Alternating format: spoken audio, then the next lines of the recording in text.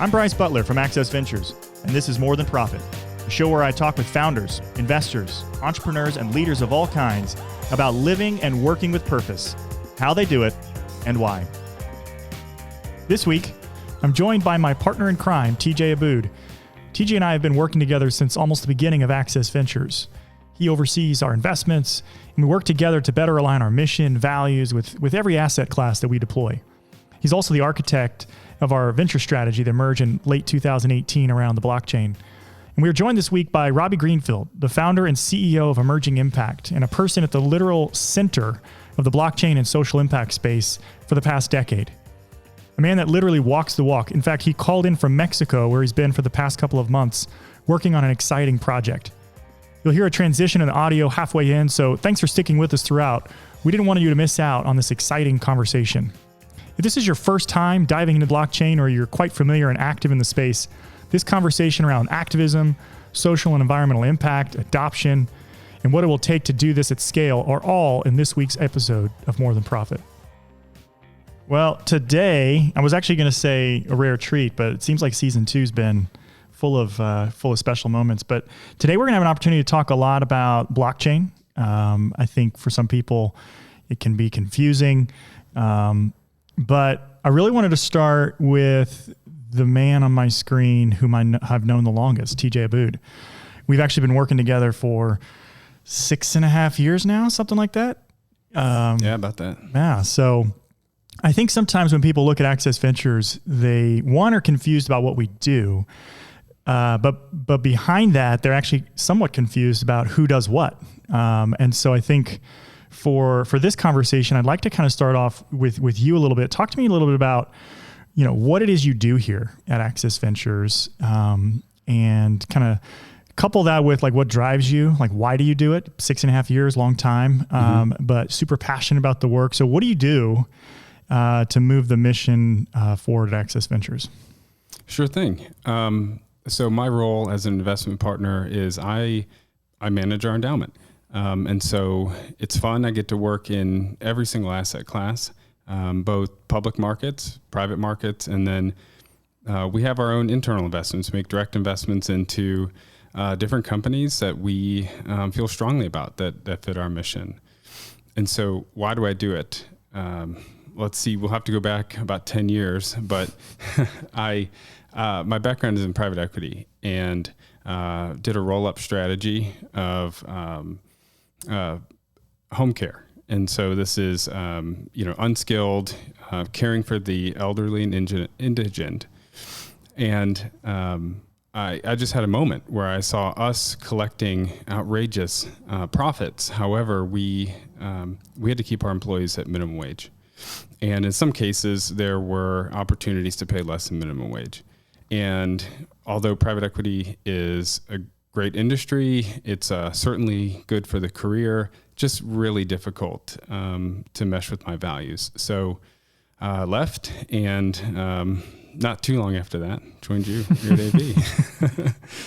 Yeah, so I think what's interesting is, I'm the managing partner, but you're the investment partner. And so like one of the ways we're structured, I think it's just kind of helpful in these moments to kind of clarify is like you and I, we're a team, and in fact, if anybody really wants money, they should be talking to you, not me. Right. So, so you heard that here first, but so typically like if somebody comes to AV, I kick them to you and Moses and the team to diligence and to assess, because you and I work closely together on multiple fronts, but that's really your bailiwick to kind of drive the investment strategy, to make decisions, to help us think about how to align our corpus, our endowment in multi-asset class differentiation with our values, with our mission. And that's kind of what you think about every day, which kind of gets us to the first point, which, venture has been something we've done for years, almost since the very beginning of Access Ventures. Just this desire to invest intentionally and directly into companies to support entrepreneurs at the earliest stages that had similar values and desires for the world. So what was the earliest strategy for Access Ventures related to venture investing? Yeah, we have this value alignment and an impact mandate where our assets match the things that we care about and the reason we exist. And so when you make direct investments, you have a chance to assess the core values of a company in a way that you just can't in the public markets. And so we really enjoyed that. And so when we first started, we invested around different themes. We called them area focus back then. And it was a large span. It was a generalist fund, essentially. And over time, we found ourselves settling into something we call technology for social good. And what that is if we're making venture investments, we need to back companies that are highly scalable. But then what do those companies do? Who do they serve? And so we were backing companies that took this venture profile, this highly scalable model, and they just pointed it at communities that we cared about, that we felt were marginalized. And so that was fun. We've enjoyed Fund One and making those direct investments. Yeah, and so that kind of leads us to introducing our guest Robby a little bit, because a couple years in to this, what you called a generalist fund, or Fund One, as we kind of internally call it, it's difficult to run a strategy like that with a lack of expertise in a specific vertical, the ability to go deep both in knowledge and expertise and experience with the entrepreneurs. And so 2017, I think it was, talk to us about how we went from this kind of broader concept of technology for social good to now focusing our venture strategy on the blockchain. Certainly. And we enjoyed technology for social good. And we asked ourselves, should we continue as a generalist fund, or should we go thematic? And ultimately, thematic was best for us. We could hyper-focus on one industry, become very fluent in it. And we personally believe that blockchain is the technology for social good. We generally think that its decentralized nature, if it can become ubiquitous, then it can be the platform by which an unknown amount of impact projects can be built, and they can be built by anyone. And so we got really excited about that, and we felt like that would be the best use of our efforts. And when we kind of got started, I think it was like late 17, early 18, I think it was, we started looking at that. Some people are like, wait, blockchain, social good? I mean, they saw all of these kind of on-chain solutions being developed that, were seemingly could be harmful in some instances. Talk to me about why blockchain, you see it now in this moment as the technology for social good. Like why is that the thing that we're focused on? What aspect of blockchain? Because that's a big term that we'll get into. What makes that the technology for social good right now? Well, Robby will have much more to speak on this. I know this gets us into that. So, well, internally, the way we think about it is it is decentralized, and so when we look at the things that create marginalization in our society, you have to ask yourself, where does that come from? And that comes from gatekeepers, people or institutions that exclude. And so this technology, fundamental to it, doesn't exclude whatsoever. And so we want to invest behind that, and we want to see that created. And so right now, we believe the best thing that can happen is mainstream adoption. And that's what we're investing behind. What can we support that will make this technology proliferate? And so that kind of takes us to Robby. Robby, so you came on the scene with Access Ventures pretty early on in our kind of development of a strategy. So TJ, talk to us about how we got in contact with Robby and kind of that work, and which will kind of take it into the next round of questions. Sure. So when we decided to get involved, we need to align with partners that match our vision. And so Blockchain for Social Impact, they were the team. I think you might have been the only ones, Robby, at that time. And so we got involved, attended conferences, working groups, all of that. But at AV, we believe in something that we call one pocket investment, where we may be doing a lot of things in other parts of the organization, and we want to have our investment efforts speak into that and vice versa. And so we were looking at determinants of homelessness, and we zeroed in on substance abuse disorder. And so that's when we formally engaged you and your team. You came in for a design sprint. We brought together maybe 25, 30 stakeholders locally. And we just sat around in a conference room for 3 days and talked about, okay, where can this technology be useful? And it was an exciting conversation because there were a lot of different ways, whether it's helping facilitate medical notes or caseworker notes, because there's a lack of handoff. When someone's going from one provider to the next provider, what ultimately happens is, without context, the person that they meet with just says, oh, you need to go talk to this person. And there was an outrageous statistic where someone is having over 20 meetings a week just to get the care that they need to overcome. And we saw that blockchain would be a great alternative if we can begin to share this information in a secure way. So you all came to town, we got to know you, and that's it. Yeah. Yeah. So Robby, turning to you real quick. It's been a roller coaster. I'd love to, before we get into the technical side, because obviously we want to get into that and kind of what you're working on now, because I think it's really fascinating. But I want to kind of go back a little bit. What drives you? How did you get into this space? And then maybe one question that's kind of an interesting way to kind of frame it, I think, is what's not on your resume that you think is important for people to know about you, that helped kind of shape the path forward for you into this work that you're doing? Yes, no, absolutely. So, no, I can absolutely attend to that. I think one of the things that, people probably don't know about me or is not on my resume is just a history of activism. So I come from the South, from Georgia, and it's a place, even when you're young, you quickly, come to know who you are and who you're not, especially if you're a person of color.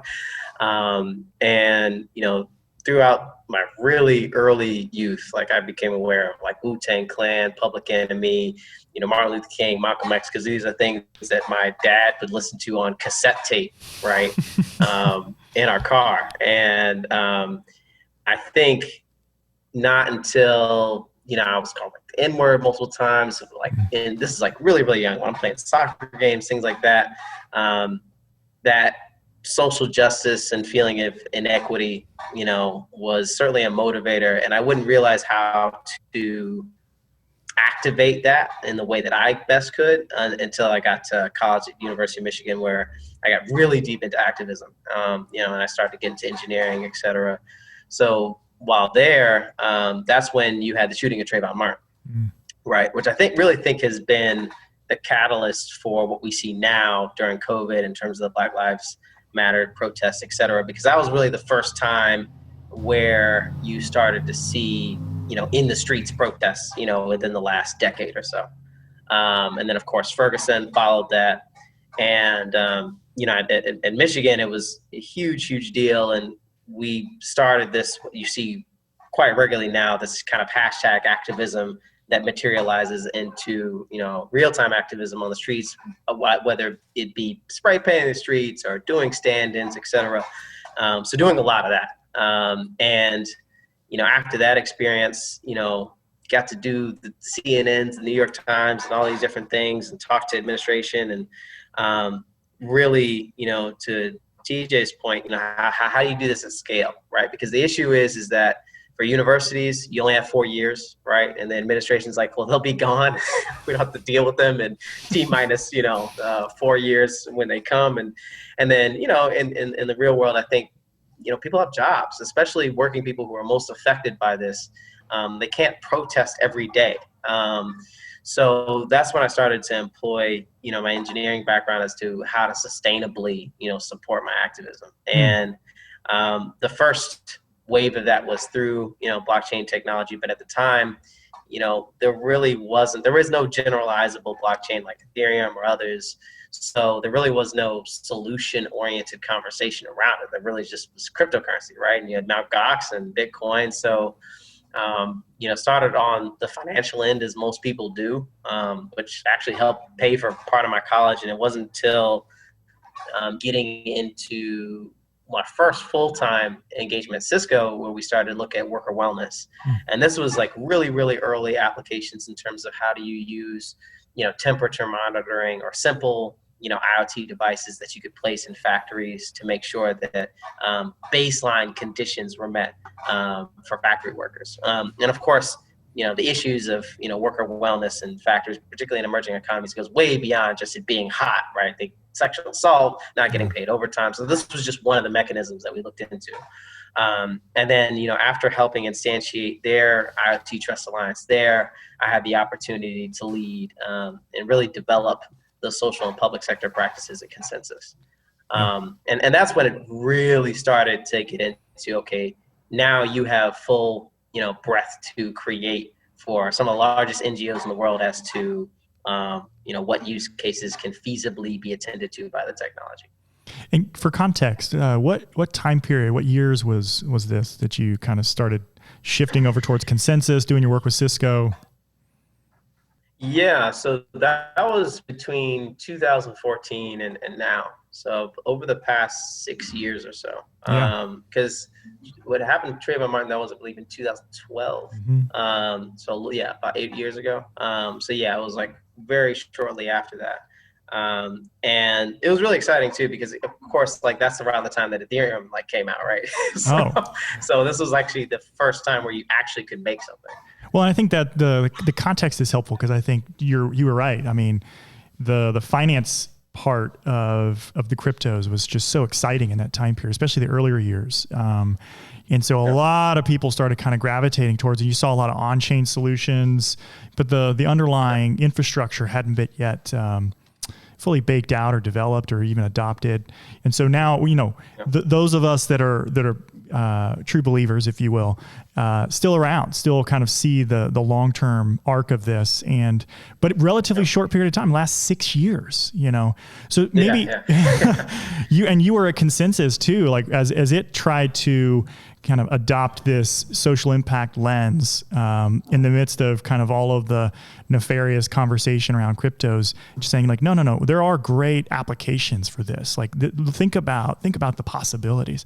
What was that like for you to be at Consensus during this boom and this bust, if you will? Like what was that like in the last several years? Yeah, I mean, it was it was really weird because obviously a lot of these companies in their earlier days are completely financed with cryptocurrency, right? So it's unlike any other startup or organization that you're at, because your organization's health is at the whims of the market, which at that time we could probably say was being manipulated by millionaires. I mean, at the time, I believe $1 million trade could create 5% price slippage across the entire market, which is crazy. So that was kind of the backdrop as to the work that you could do. So we had to be really, really stealthy in terms of bootstrapping a lot of these solutions. So our team was really small. I mean, we had 4 people, only 2 engineers. I was one of those engineers, as well as taking care of a lot of our partnerships. And at the time, it was first just creating a community of major NGOs and social entrepreneurs that, one, believed that the technology could do anything, because that was still a huge barrier. People still had Silk Road, right, in their minds. And Silk Road, for those who aren't aware, is where they sell drugs, right, on the dark web, or was one of the sites. And really the whole profile of what cryptocurrency was for illicit use rather than for building. So that was the first obstacle. And then, of course, the second one was to, create a framework as to thinking, when do you use this technology and when do you not? Because that was also a huge barrier. People just didn't understand, you can't throw this term at everything to, sell $100 million in tokens or, get venture capital investment, right?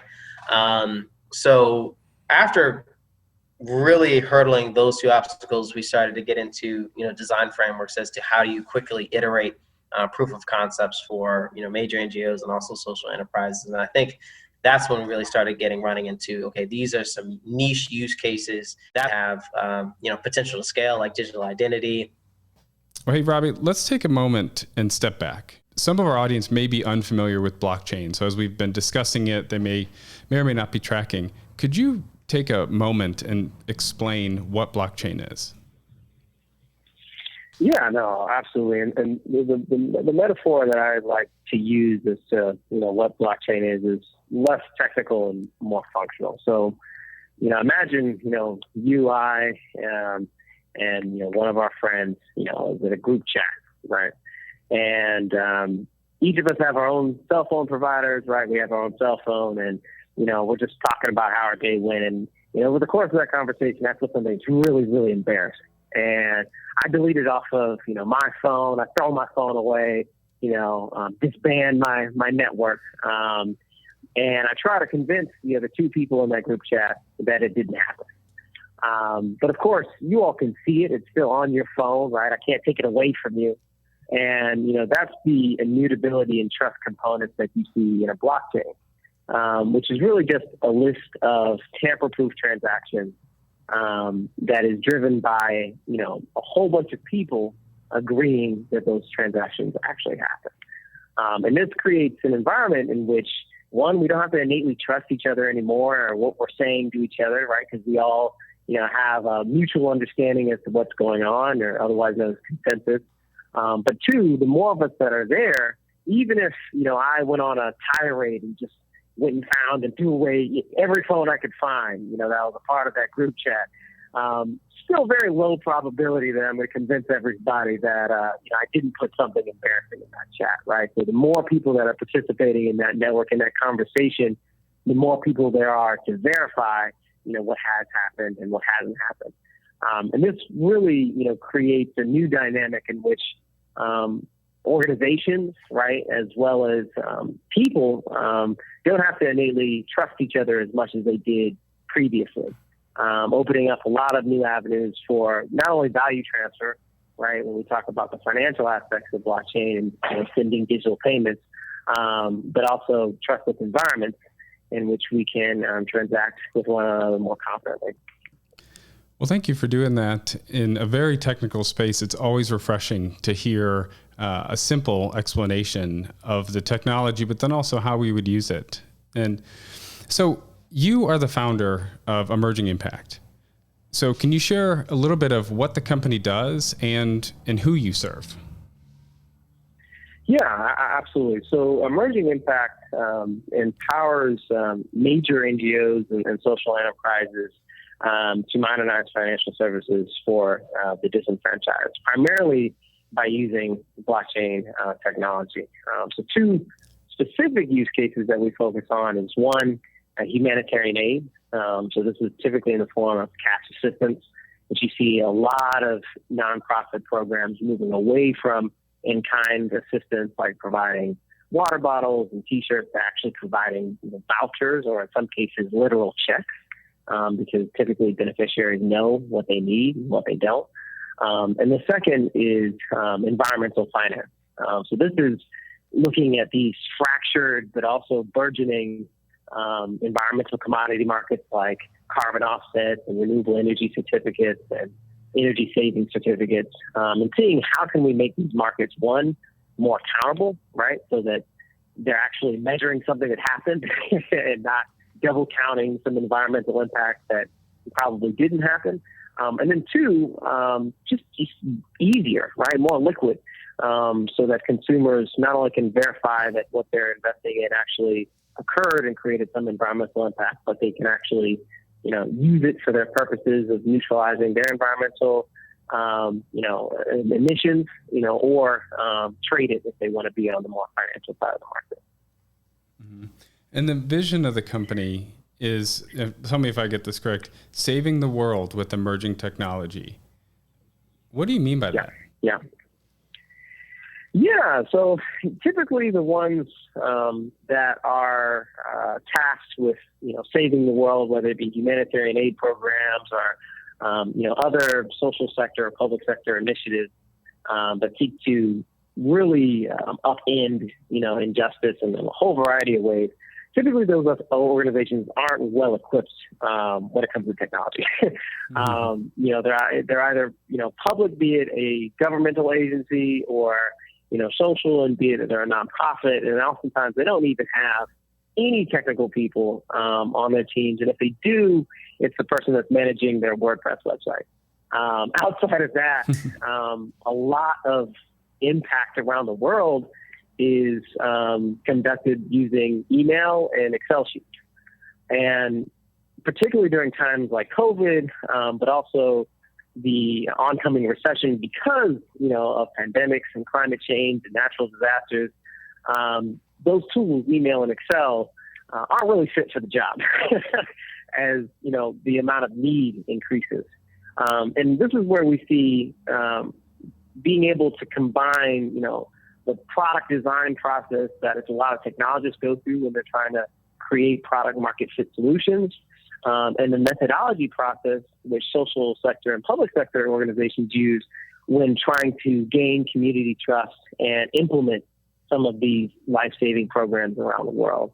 And by combining those two, you can better empower agencies that typically don't use emerging technology to use them, really, really effectively. And that's what we seek to do.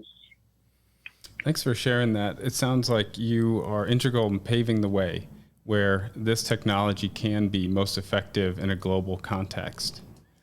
So I've got a question for you. You wrote a Medium article back in February, and there was a comment that says, sometimes the biggest opportunity is the privilege of being present, to know that an idea exists and how that idea can transform what you're passionate about. Communities of color haven't been afforded this privilege in the blockchain community. I would love to hear more about that statement. Yeah, absolutely. I think, and I can speak to this in a couple of ways, being, a founder of color and oftentimes not gaining the opportunity to be present, but also, having the privilege to often be present, use these technologies and help others who typically aren't. That a lot of people are struggling with, problems that are just worsening by the day because of the economic context and the health and wellness context of the world. But they have no idea as to what could potentially, resolve that particular issue.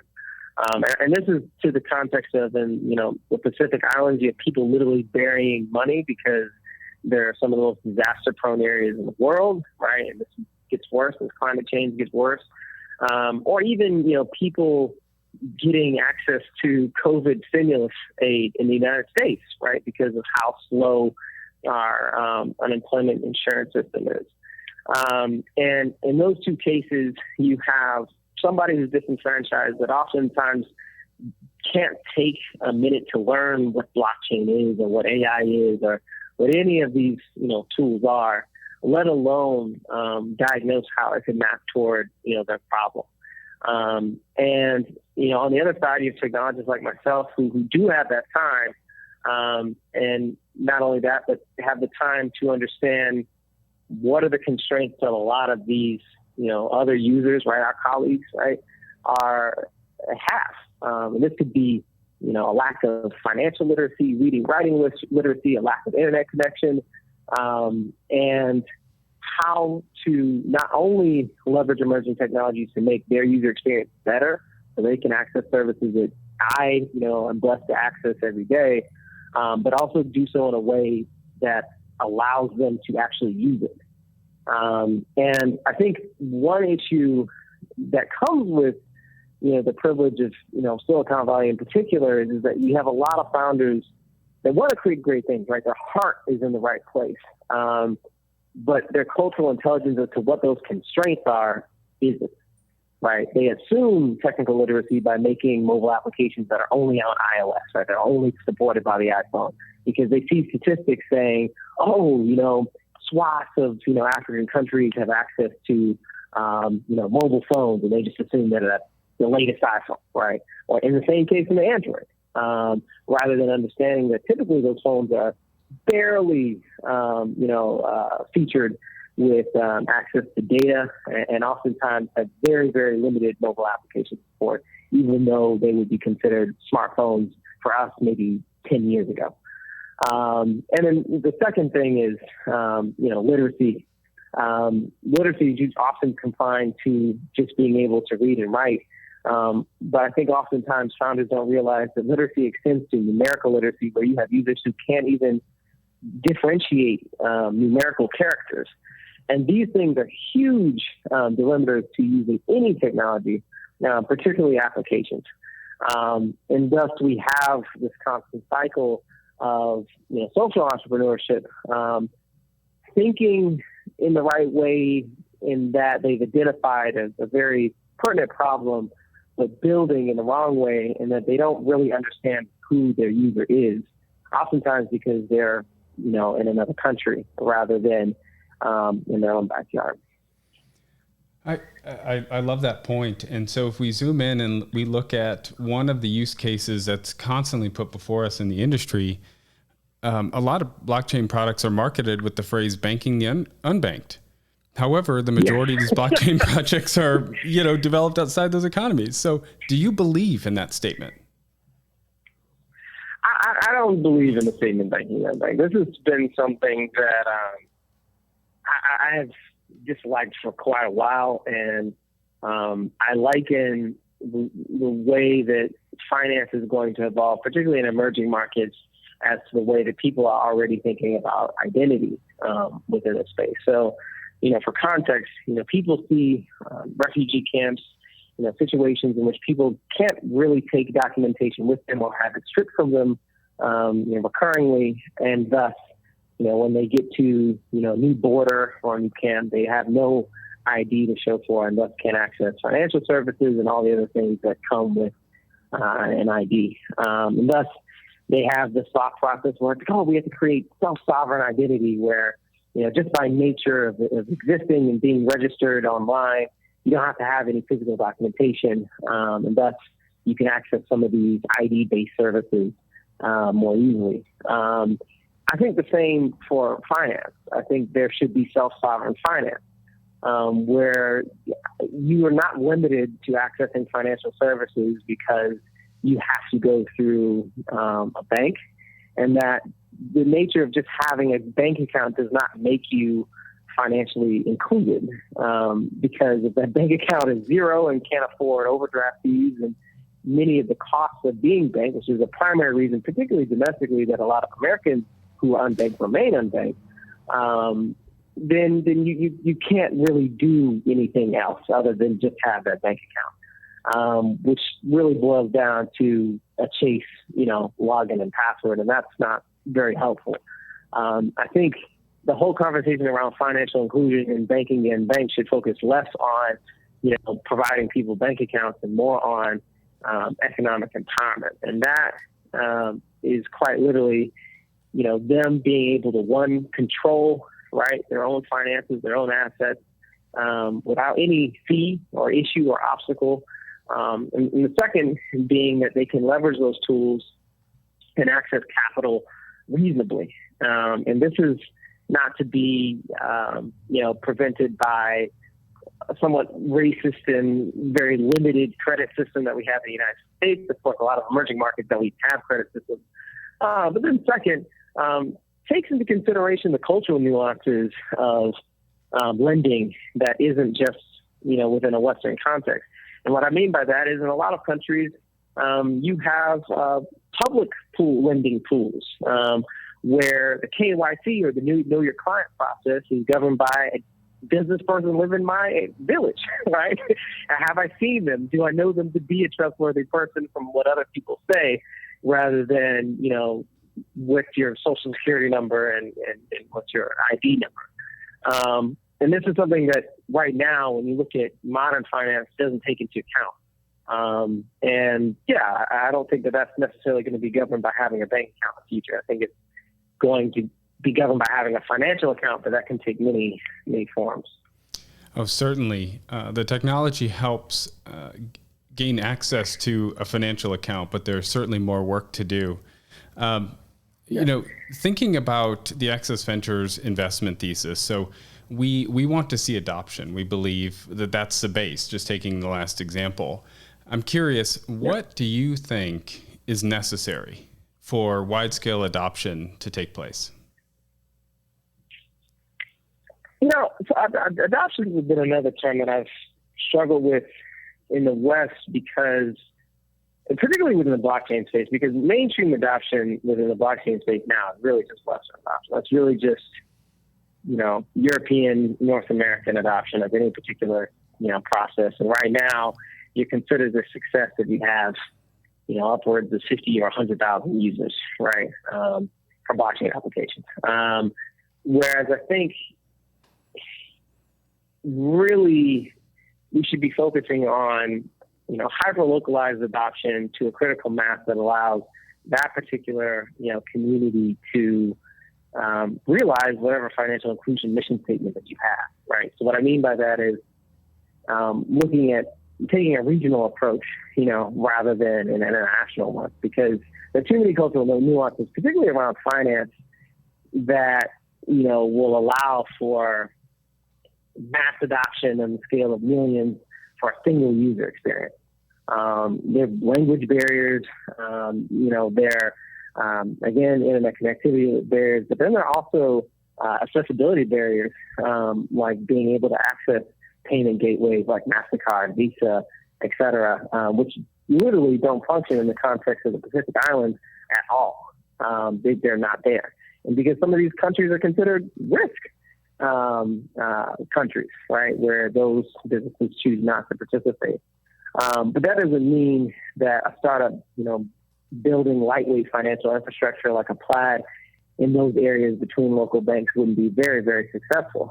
And so I think, adoption is important as long as it's attending to, those cultural nuances rather than trying to seek to, make one experience for everyone. Because I've just realized, particularly using blockchain technology, that it's not feasible with the same user experience. Maybe under the same company that provides multiple experiences, but certainly not within just a single app. Just because there's too many variations. I think your point about the accessibility of Visa and MasterCard in certain places, I think we take for granted that there is a risk profile and they charge different processing rates. So that can be prohibitive, but then also they can just decide purely to not process payments and the ripple effect of that in a local economy. Well, I appreciate your thoughts on that. And I guess maybe my last question would be, if you had a crystal ball 5 years from now, what does the space look like? No, and to your point in terms of the different payment rates, that's why I think right now, and you've seen this across many venture capital firms, why I think a lot of them are focused on protocol focus, because they know that one protocol can support many different use cases and applications that could reach mass adoption across many regions rather than a single decentralized application or DApp, that could do the same, particularly given the user experience issues in the blockchain space. It's not a space really known for great design. But in terms of, 5 years from now, and I'll speak, from the social sector and public sector lens, I think digital cash assistance, right, or digital humanitarian aid will probably help over 10 to 50 million people in the span of 5 years. Because it is the low-hanging fruit equivalent like supply chain is within the commercial space for the social and public sectors. And also, again, there's a sense of immediacy that we haven't seen within those two sectors because things are unfortunately getting worse. You're seeing more natural disasters. You're seeing more health disasters, right? To think that the COVID-19 pandemic will end anytime soon and will be the only one within our lifetimes is an unfortunate misnomer. It probably won't be. And that is an indirect result of climate change. But in addition, the geopolitical climate is also worsening. You're starting to see more extremist political views across multiple, so-called developed countries, right, including the United States, that are really going backwards in terms of, policies that, minimize death, right, minimize conflict. And of course, these conflicts, create refugee migration situations around the world in areas in which developed country populations aren't as effective. So I think humanitarian aid is going to need to be way more efficient, and it's going to need to require way less people to implement. And that's where I think blockchain is, positioned very well. I think second to that, the modernization of environmental finance is going to increase because, one, I think government regulation is going to become more stringent as to how to prove additional impact or additive impact that you see, when people are generating carbon offsets, et cetera. But two, those regulations are going to become so stringent that markets, online markets for trading a lot of these commodities are going to become imminent, right? Because corporations are going to try to neutralize. And you've already seen a lot of goals for companies like Amazon, Apple, et cetera, to actually neutralize their environmental impact by 2025, by 2030. And there's going to have to be markets that support that. And there's going to be a lot of accountability to support, actually proving, that impact is being made. Beyond that, when it comes to DeFi, because I know that I've been, an obsession of the space. And for those who are not aware, DeFi stands for decentralized finance, so, blockchain-based finance. I do think we're going to see a lot of, innovation there, but the impact that it's going to have is not going to influence anyone who didn't already have money. And when I say that, probably making less than, $100,000 USD a year, because these protocols that we're seeing are very plutocratic. They allow people to make money who already have money. That includes staking mechanisms on, a blockchain level all the way to lending mechanisms that we see on a Compound or, DYDX. That's unfortunate because it limits a lot of people who don't have the technical literacy or the money to use those protocols. If you've enjoyed today's conversation and want to learn more about Robby's work, check out emergingimpact.com. They have loads of resources and ways to get connected on their site. As for Access Ventures, if you'd like to learn more as well about our investments and our venture strategy around blockchain and to download our white paper, go to accessventures.org/blockchain. Thanks again for listening to More Than Profit. If you liked what you've heard, do us a favor by subscribing and leaving us a review wherever you get your podcasts. I'm Bryce Butler with Access Ventures. Thanks for listening.